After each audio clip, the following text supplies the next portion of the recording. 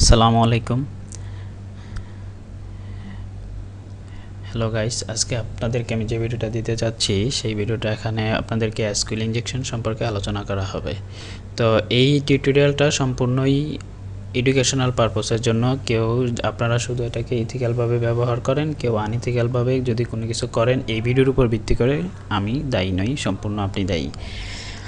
তো আজকে যে বিষয়টা নিয়ে আলোচনা করতে চাচ্ছি সেটা হলো এসকিউএল ইনজেকশন। এসকিউএল ইনজেকশন বলতে বোঝায় যে সিকিউএল ইনজেকশন। সিকিউএল ইনজেকশন আসলে এরকম কিছু যে আপনি বাইরে থেকে কিছু ইনপুট দিবেন, যেখানে ব্রাউজার থেকে ইনপুট দিয়ে আপনি কোনো একটা সাইটের অ্যাক্সেস নেওয়া, যেমন ডাটাবেজ অ্যাক্সেস নিতে পারবেন। ডাটাবেজ অ্যাক্সেস নেওয়া সেখানকার সকল যাবতীয় অ্যাক্সেস আপনি এসকিউএল ইনজেকশন নিতে পারবেন। পৃথিবীতে প্রায় 70 থেকে 80% ওয়েবসাইটে আপনার এসকিউএল বেস, এসকিউএল দিয়ে তাদের ডাটাবেসটা করা, পিএইচপি মাইএসকিউএল দিয়ে ডাটাবেসটা করা। তো আপনি ওই ধরনের সাইটে আপনি এই ইনজেকশনটা ব্যবহার করে তাদের সাইটের অ্যাক্সেসটা নিতে পারবেন। আজকে আপনাদের সম্পূর্ণ একদম নতুন যারা, তাদেরকে শুধু বেসিক এসকিউএল ইনজেকশন সম্পর্কে বলা হবে। তো প্রথমেই যেই কাজটা করা লাগে সেটা হলো ভালনারেবল পয়েন্ট। আপনাকে বের করতে হবে ভালনারেবল পয়েন্ট। আপনি একটা সাইটে আসলে ভালনারেবল পয়েন্টটা কিভাবে বের করবেন? আপনার তো ত্রুটি থাকা লাগবে ওই সাইটে। ত্রুটি যদি না থাকে আপনি তো ওই সাইটটাতে আপনি কোনো কিছু ইনজেক্ট করতে পারবেন না। তো ওই ত্রুটিটা বের করা, ওই পয়েন্টটাকে বের করা বলা হলো ভালনারেবল পয়েন্ট। ভালনারেবল পয়েন্ট আপনি যেভাবে বের করবেন সেটা হলো, আপনি এখানে খেয়াল করেন যে এখানে আছে কি event.php, তারপরে আইডি 78।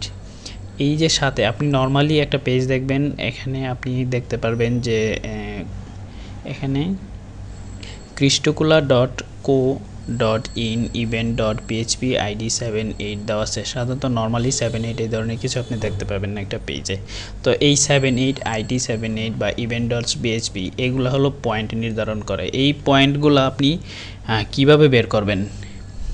ফার্স্টলি এই পয়েন্টগুলো বের করার জন্য আপনাকে বিগিনারদের জন্য ডটস ব্যবহার করতে হয়। ডটস কি?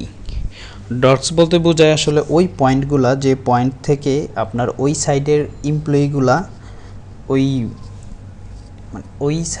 এমপ্লয়িগুলা তাদের ইথিক্যালভাবে অ্যাক্সেস নেওয়ার যেই লিঙ্কটা, ওই লিঙ্কটাকে মূলত ডটস বলা হয়।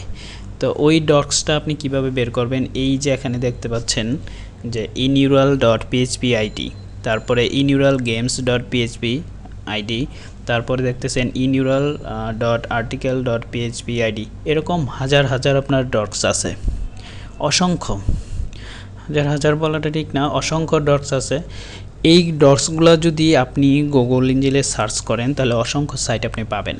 আর আপনি আপনার যে কাঙ্ক্ষিত যে সাইটটিতে আপনি ইনজেক্ট করতে চাচ্ছেন কোনো কিছু, বা যেই সাইটটা থেকে আপনি কোনো কিছু বের করতে চাচ্ছেন বা অ্যাক্সেস নিতে চাচ্ছেন, ওই সাইটটার আগে এই iNeural.php আইডি, এই যে এইগুলোকে আমরা ডটস বলতেছি, এই ডটসগুলো যদি ব্যবহার করেন এবং পরে যদি ওই সাইটটি দিয়ে সার্চ করেন তাহলে আপনি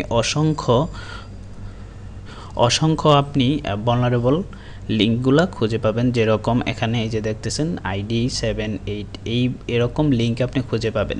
আপনার ফার্স্ট কাজ হলো এই ভালনারেবল পয়েন্টটা বের করা।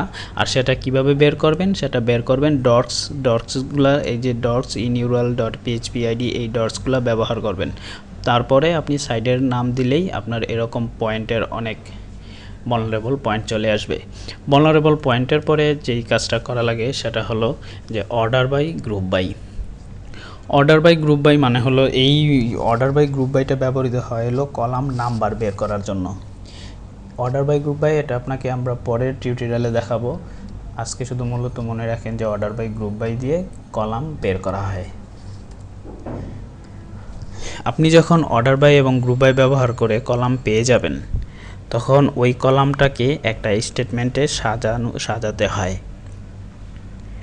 একটা স্টেটমেন্টে সাজানোর পরে প্রত্যেকটা কলামকে এক একটা স্টেটমেন্টে সাজানো, এই সাজানো প্রক্রিয়াটাকেই বলে ইউনিয়ন সিলেক্ট।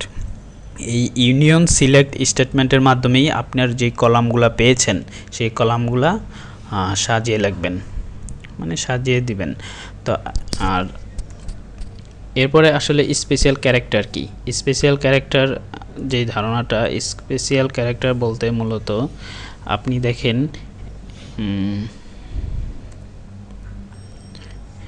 কোনো একটা আইডির পরে আমরা একটা নির্দিষ্ট একটা নাম্বার দিচ্ছি যাকে পয়েন্ট হিসাবে বিবেচনা করা হয়, ভালনারেবল পয়েন্ট। তো এই আইডির এই পয়েন্টার পরে আপনি যে এখানে যে স্পেশাল ক্যারেক্টারগুলো দেখানো হচ্ছে, এই স্পেশাল ক্যারেক্টারগুলো যদি আপনি ইউজ করেন তাহলে আপনার ওই পয়েন্টগুলো খুঁজে পাবেন। তারপরে কনক্যাট ফাংশনের আসলে কাজটা কি? কনক্যাট ফাংশনটা মূলত আপনাকে ফার্স্ট যারা বিগিনার তারা কনক্যাট ফাংশনটা ইউজ করে ডাটাবেস তারপর ইউজার ভার্সন এগুলো বের করতে পারবেন। আপনি যদি কোনো কিছু ইনজেক্ট করতে চান তাহলে এই কনক্যাট ফাংশনের মাধ্যমেই ইনজেক্ট করা লাগবে।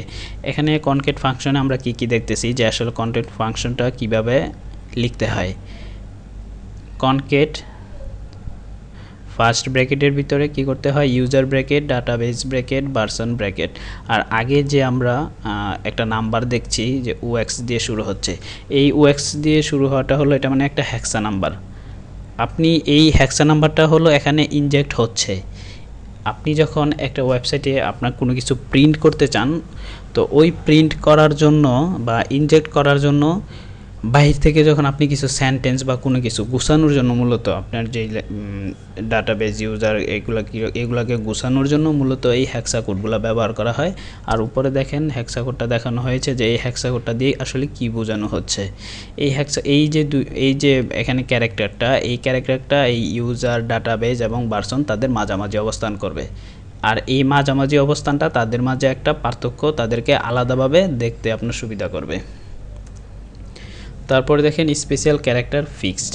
আমরা যখন স্পেশাল ক্যারেক্টার আগে আমরা যে আলোচনাটা করছি স্পেশাল ক্যারেক্টার সম্বন্ধে, স্পেশাল ক্যারেক্টারটা এ সম্বন্ধে আমরা জেনেছি যে এই পয়েন্টগুলো যে দেওয়া আছে, এই পয়েন্টগুলা হলো স্পেশাল ক্যারেক্টার। এখন স্পেশাল ক্যারেক্টার দেওয়ার পরেই আপনাকে এরর দিতে পারে বা সম্পূর্ণ কোনো এরর না দেওয়ার জন্য যে পরবর্তীতে আপনাকে স্পেশাল ক্যারেক্টারগুলো ফিক্সড করতে হয়। আর এই ফিক্সড করার জন্য আপনার এখানে যেই ক্যারেক্টারগুলো দেওয়া আছে যে এখানে দেখতে পাচ্ছেন, এই ক্যারেক্টারগুলো পরবর্তীতে এগুলো হলো স্পেশাল ক্যারেক্টারকে ফিক্সড করার জন্যে। এগুলোর এক্সাম্পল পরবর্তী টিউটোরিয়ালে আপনাদেরকে দেখানো হবে।